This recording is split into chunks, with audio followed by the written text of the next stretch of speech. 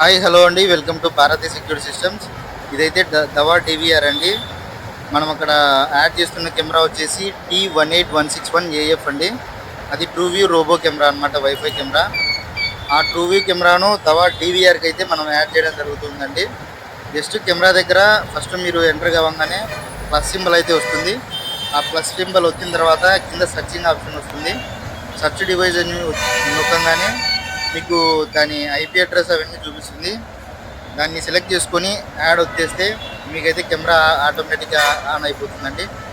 దీనికంటే ముందు ఒక 2 స్టెప్స్ ఏంటంటే, ఫస్ట్ ట్రూవ్యూ కెమెరా అనేది ట్రూవ్యూ కెమెరాలో లాగిన్ అయి ఉండాలండి. అది ఆన్లైన్ అయి ఉండాలా.